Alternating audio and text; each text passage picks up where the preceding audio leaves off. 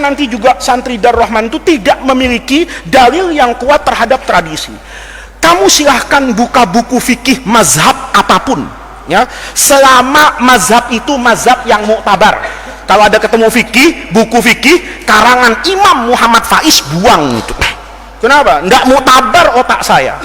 Tapi kalau karangan itu intisab kepada mazhabnya Imam Abu Hanifah, mazhabnya Imam Malik, mazhabnya Imam Syafi'i, mazhabnya Imam Ahmad, misalnya kamu belajar lagi ada mazhabnya Imam Auza'i misalnya, ada mazhabnya Lais bin Sa'ad misalnya, ada mazhabnya Imam Abu Thawr misalnya, ketemu semua itunya, kamu baca deh. Nggak ada terawih tidak 20 rakaat tuh nggak ada. Tuh di rumah Pak Kiai, ambil buku fikih yang paling gede dari setiap mazhab, ya, dari setiap mazhab. Mazhab Imam Abu Hanifah itu ada 2 kitab yang terkenal, namanya Al-Mabsut, punya Samsul A'immah As-Sarakhsi, itu ada 12 jilid mungkin. Itu mazhabnya Imam Abu Hanifah. Ada yang lebih enak lagi, Bada'i'us Shana'i fi Tartibis Syara'i, karya Imam Al-Kasai itu, ya. Itu kira-kira 8 jilid. Itu mazhab Hanafi. Pindah ke mazhab Maliki, ada kitab namanya Al-Istizkar, itu 32 jilid tuh syarahnya Muwatta itu, ya, ada di rumah Pak Kiai. Ada kitab Mawahibul, semuanya mazhab Maliki. Mazhab Syafi'i ada Majmu' itu, yang paling besar lah karangannya Imam Nawawi. Mazhab Imam Ahmad bin Hambal ada namanya kitab Al-Mughni, punya Ibnu Qudamah, itu fikih yang luar biasa, dibacanya enak, cetakannya bagus, 15 jilid, ada di rumah Pak Kiai. Itu ulama-ulama semuanya ketika mengatakan qiyamu Ramadan itu adalah isyruna rakaatan.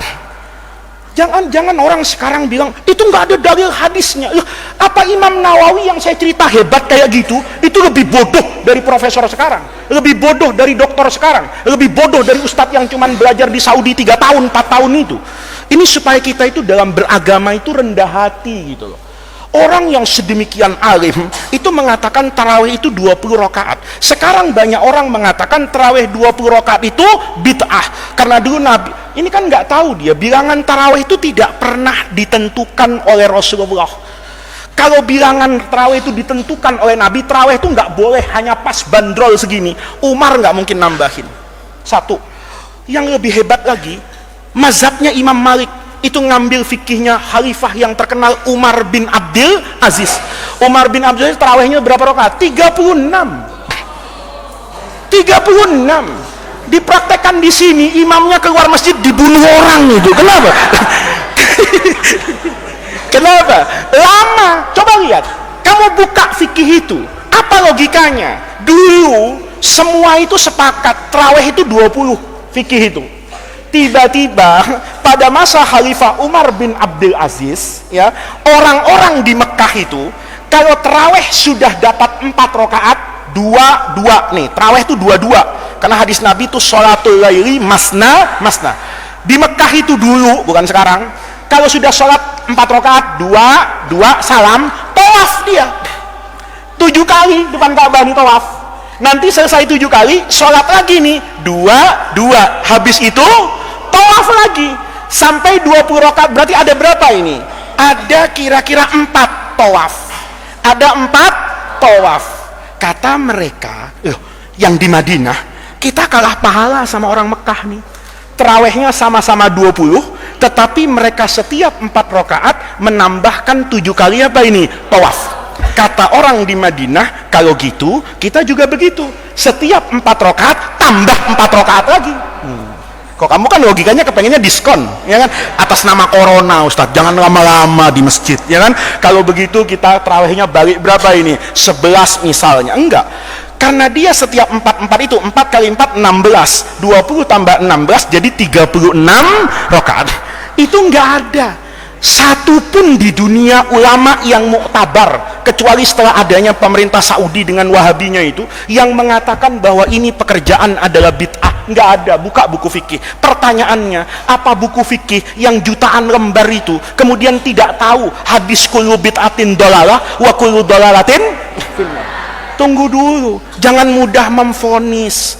Ya, ini saya kasih contoh dulu, besok kita lanjutkan kapan-kapan. Tarhim subuh, ada tarhimnya enggak? Enak itu sekarang kalau imsak tuh siapa yang baca? Yang baca siapa? Hah? Komputer pasti itu karena suaranya enak. Tapi saya lihat rekaman loh, rekamannya Ustadz Bisri di Liliang itu, ya, kayaknya ada di Instagram atau di YouTube-nya Darrohman Liliang itu. Ustadz Bisri, tahu Ustadz Bisri nggak? Itu baca tarhimnya enak loh itu, ya. Coba-cobalah sekalian produk lokal diambil YouTube Darrohman 2, itu ada tarhiman. Saya dengar kemarin. Saya pikir siapa nih, dia sambil berdiri gitu kayak imam di Mesir gitu ya, ada ininya pakai rapi gitu, dia baca itu. Nah, tarhim itu orang bilang bid'ah. Itu kan juga nggak ngerti spirit agama. Dulu zaman Rasulullah, setiap waktu azannya cuma sekali. Zuhur ya sekali azan, ya pas masuk waktu. Asar ya begitu, maghrib begitu. Kecuali apa ini? Subuh ada azannya Sayyidina Bilal, ada azannya Sayyidina Abdullah ibni Ummi Maktum. Nah ini juga harus ngerti. Nabi kalau Bilal azan, kata Nabi, fakulu washrabu, makan, minum. Ini disalahpahami sama orang sekarang, ya kan? Kata mereka, kalau saya sedang sahur, masih makan, belum selesai, terdengar azan, selesaikan sahurnya. Karena Nabi bilang, idza adzanal muadzinu wal ina'u fi yadi ahadikum fakulu washrabu. Nih, kalau ngaji nggak pakai ustadz begini nih. Kalau ngaji pakai terjemahan ini begini. Kalau di pesantren Gunung Agung, pesantren apa itu, Gramedia, dia beli buku, baca terjemah, berfatwa sesat. Waktu maksud Nabi azanal muazzin itu bukan azan subuh, azannya Bilal. Kalau Bilal azan, kamu masih makan nggak apa-apa, kata Nabi, fakulu washrabu. Tapi nanti kalau sudah ada Ibnu Ummi Maktum, sebelum Ummi Maktum azan, cepat berhenti. Nanti kita jelasin logikanya imsak itu. Nah, itu namanya apa itu? Memahami agama. Oh, berarti Bilal waktu azan itu bukan azan bil makna syar'i. Karena azan bil makna, kamu belajar kan di Fathul Mu'in itu azan lughatan wa syar'an. Apa lughatan? Al-i'lam. Kalau syar'an, al-i'lamu bidukhuli waqti as-shalat. Sekarang pertanyaannya, jam 4 azan itu waktu sholat enggak? Enggak. Kamu jam 4 subuh sholat? Hah? Itu terlalu rajin itu, ya kan? Sholat subuh jam 4 kan belum masuk waktu. Azan di Madinah, saya pernah ceritakan sama kamu, sebagian teman-teman saya yang belum sempat membaca hadis secara utuh, tahu-tahu sekolah ke Madinah, itu pagi-pagi dengar azan cepat masuk masjid, tahu-tahu tidak ada orang, karena itu azan pertama 1 jam sebelum masuk waktu. Dia udah ngantuk-ngantuk, azan lagi, kaget dia. Masya Allah, ajaran apa ini? Ya kan, baru azan kan begitu dah. Nah karena nggak tahu, sama aja kamu Jumatan, datang imamnya belum naik sudah tidur, ya kan? Tidur pulas banget, bangun-bangun, Allahu Akbar. Ya Allah, Islam apa ini? Jumatan nggak pakai 2 khutbah, tiba-tiba langsung sholat. Ini Islam? Bukan Islam sesat, kamu ngorok mas, kan begitu kan? Ya, ini juga begitu. Nah, ada azan pertama, ada azan kedua. Azan pertama itu untuk apa? Bukan i'lam biduhulil waqti, karena al-waqtu lam yadkhul, berarti azannya Sayyidina Bilal itu tidak bisa dinamakan al-azan bil makna syar'i. Berarti al-azan bil makna lughawi. Apa bil makna lughawi? I'lamu bi qurbi maji'i waqti sholatil fajri. Selesai. Bilal pakai azan, kita pakai tarhim. Ada alasannya. Pertama, sahabat dulu dengan Allahu Akbar, Allahu Akbar, langsung bangun. Kalau kamu enggak, Allahu Akbar, Allah ngitung. Sholat enggak dulu deh, kan gitu kan? Nah, lihat nih, atau merasa apa ini? Terlambat deh kalau ke masjid, belum ngapa-ngapain, paham enggak? Maka dibutuhkan waktu yang lebih apa ini? Lama panjang bacanya. Kenapa Bilal bacanya enggak panjang-panjang? Karena enggak ada al-mukarram speaker. Kalau Bilal suruh tarhiman setiap subuh 1 jam tiap hari, 10 hari pensiun dia. Kenapa? Tenggorokannya putus. Kenapa? Dia baca kayak gitu, kayak tarhim kamu itu dibaca. Kamu jangan pikir sekarang ada speaker. Bilal harus naik dulu ke atas bukit, ke atas lembah yang tinggi, dia tarhiman sejam begitu. Itu keluar segala-galanya, keringetnya keluar, darahnya keluar, jantungnya keluar. Kenapa? 1 jam teriak-teriak. Paham nggak maksud saya? Beliau mencukupkan dengan azan sebagai tambih. Karena itu sebatas i'lam bil makna lughawi, bukan bil makna syar'i. Maka tarhim juga hukumnya apa ini? Boleh. Pakai ayat apa? Wasta'inu, bukan, wa ta'awanu alal birri wat taqwa. Adanya tarhim itu ta'awun ala maza, alal qiyam kan. Nah, ketika seperti itu hukumnya menjadi apa ini? Boleh ya. Ini sampai sini dulu ya.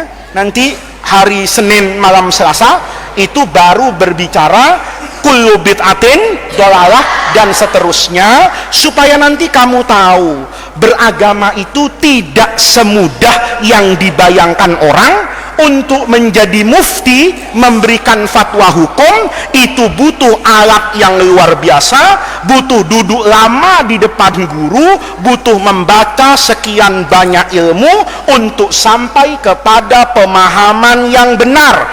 Jangan melakukan kejahatan terhadap agama dengan paham satu hadis kullu bid'atin. Kulun itu semuanya, nggak boleh dikecualikan. Ini kata Nabi.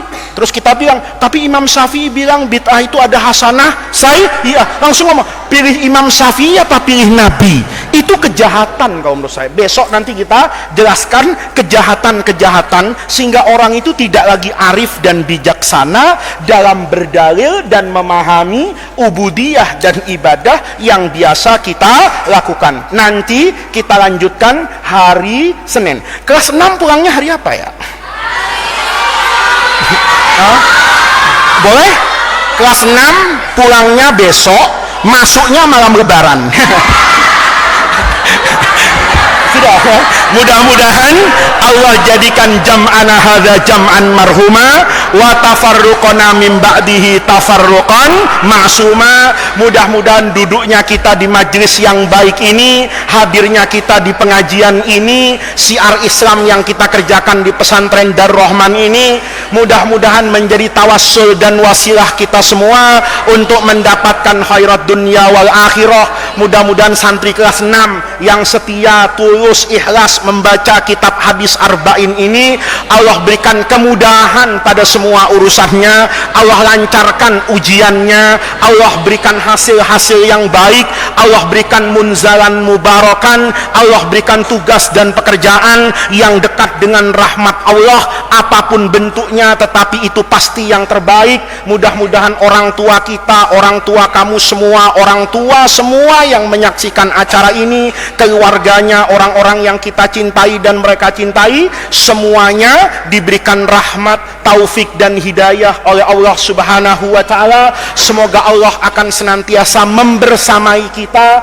melewati jalan panjang ini untuk sampai kepada ridho Allah Subhanahu wa taala. Mudah-mudahan segala kesulitan, segala mara bahaya, segala pandemi penyakit itu segera berakhir dan diangkat dari seluruh bumi ini, sehingga kita bisa sekolah, kita bisa mengaji, kita bisa beraktivitas sosial keagamaan ini dengan lebih baik dan lebih tenang. Rabbana atina min ladunka rahmah wa hayyi lana min amrina rasyada. Allahumma la tahrimna khaira ma indaka li syarri ma indana. Kurang lebihnya saya mohon maaf. Assalamualaikum warahmatullahi wabarakatuh.